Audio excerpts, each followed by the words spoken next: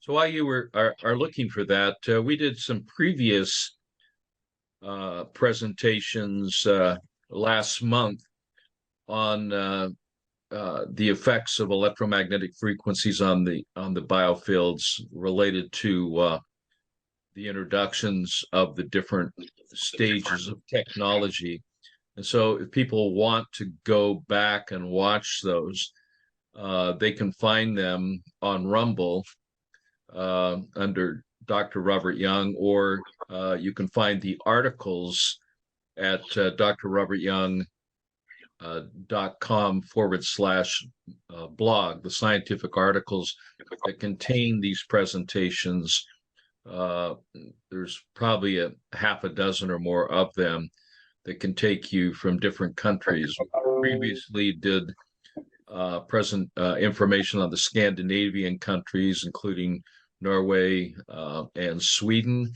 And we also did presentations on, I believe, didn't we do one on some of the European countries? Yes, we did a few. We did Sweden, Denmark, and we did England, Wales, Scotland, and I think also Ireland and Northern Ireland. Yes. Mm-hmm. Okay. And we also did a U.S., but I think we're generally comparing California 213. We really didn't get into the 4G plus in the introduction of 5G. And so the basic foundational theory is that electromagnetic frequencies, based on publications that I did with Beverly Rubik in 1998, published in 2001, that it does have an effect on the human biofields and has an effect, a negative effect on the human blood. And that was the initial studies that were done on. This was second generation. So okay, so we've got your presentation up, California ranging from 1 to 2G all the way up to 5G. So why don't you go ahead and with your presentation? Yeah, first I will just show some of the sources of data which I got downloaded from official Californian sources. I grouped data into counties and age groups and years. So when I make this analysis, I first have to create a baseline, a historical average.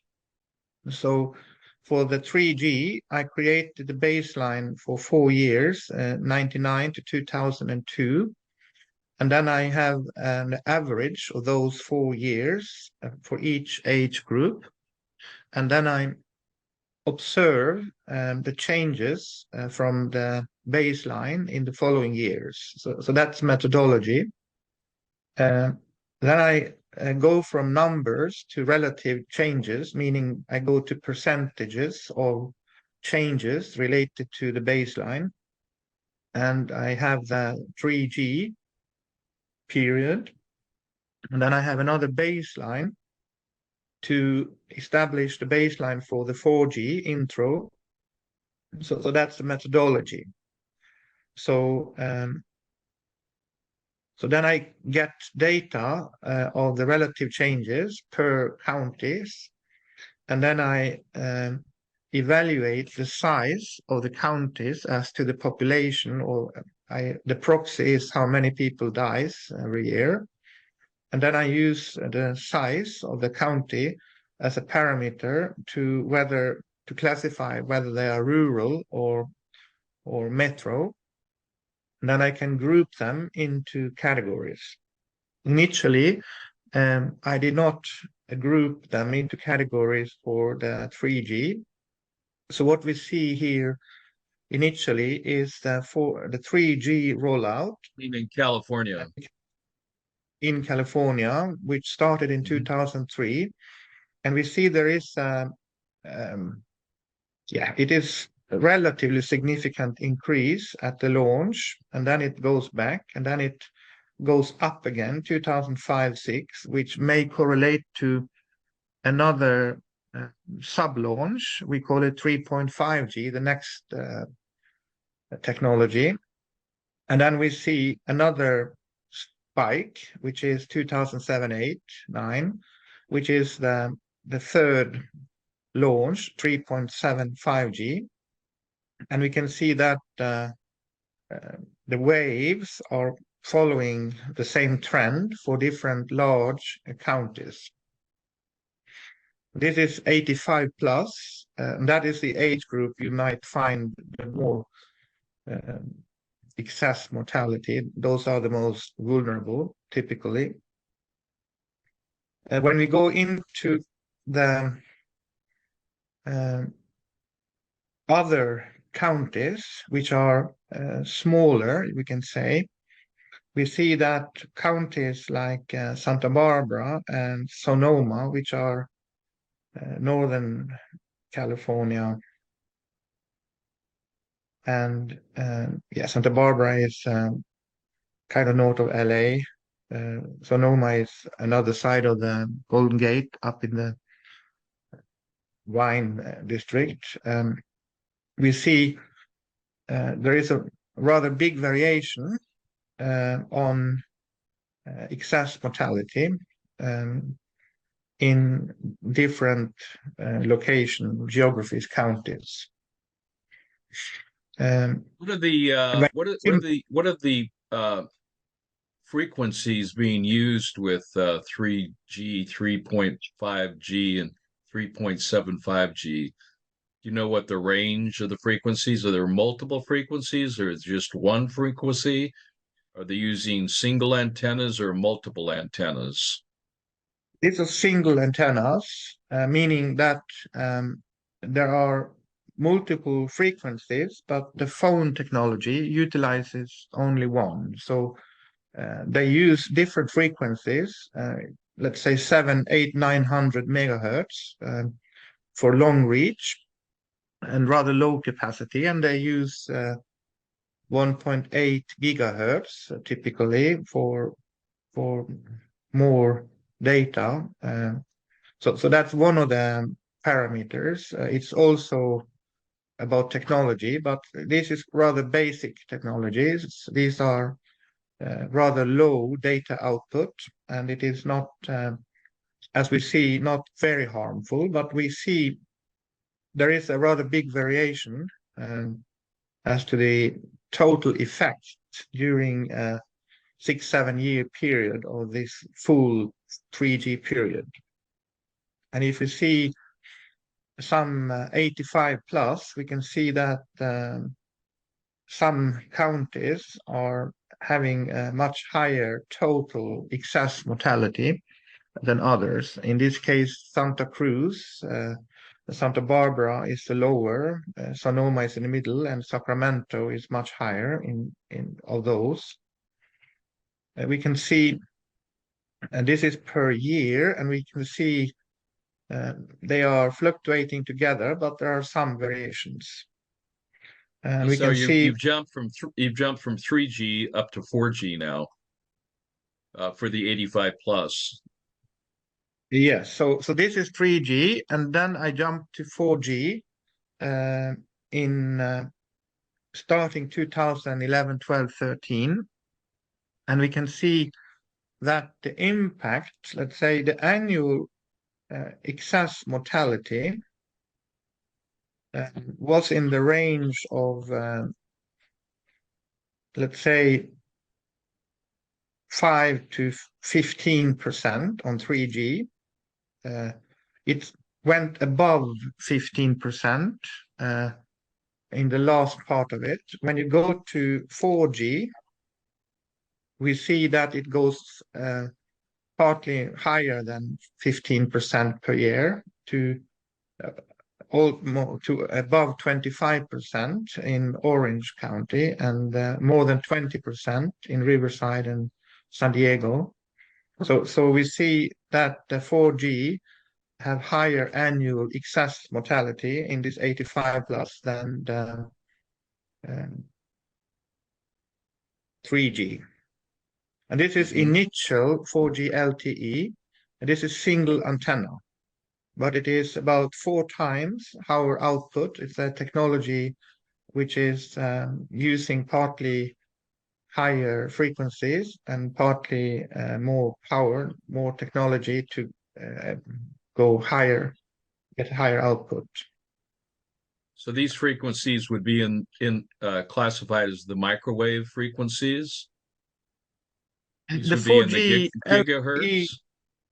The 4G LTE, I would say, was mainly below 2 gigahertz, 1.8 and below. I would say mainly.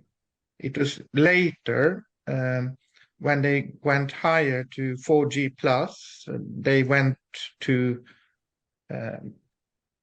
let's say 1.8 gigahertz to 2.7 gigahertz.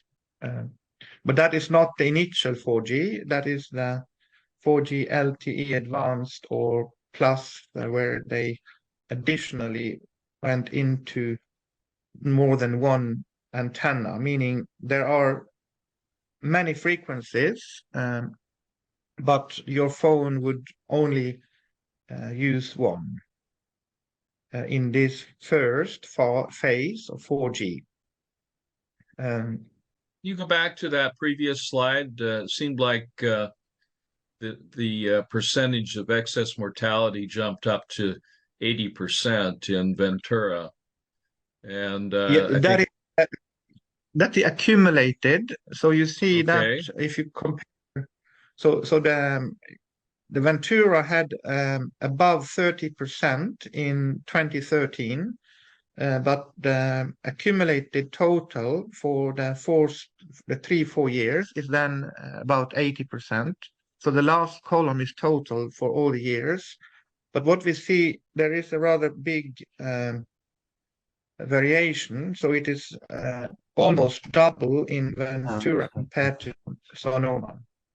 If you go on to other counties, we can see, and this is per year, so we can see that there is,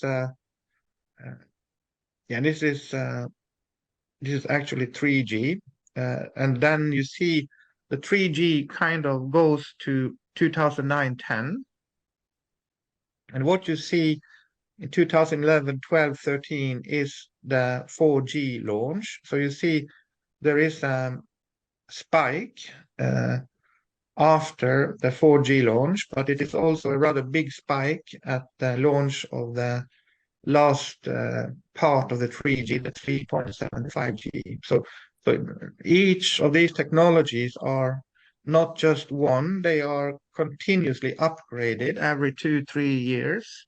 And we see the spikes in increased mortality follows the increase of output, basically. For the listeners, these increases in technologies are for what? Basically, it is to get faster broadband. You can download more data, upload more data, watch videos. So you started with something like 2-3 megabit per second on 3G. You went to about 8 to 12 on 4G LTE, the first 4G, and you may go to about 25 or so average on the 4G LTE advanced. So it is going up all the time, and the consequences seems to be increased mortality. If we see now at the 4G, we can see that some counties are having a lot higher mortality than, for example, Santa Barbara. If you go here in the 65 to 74 age group, we can see that in Santa Barbara there is almost nothing, and then in Riverside and the others, it is let's say this is accumulated, so it's 30 to 50% excess mortality during a 3-year period or so. Santa Barbara and would we be see, considered a rural area versus some of the other, like San Diego versus San Francisco, or yeah, Santa Barbara is a small place compared to San Diego and the others. So there are, it's rather big variations in the sizes of counties, how many people live there, and the economy of 5G, 4G. I mean, if there is not enough people, they don't put much antennas out there because it's not economical. So the more people, the more antennas, the more radiation, I would say.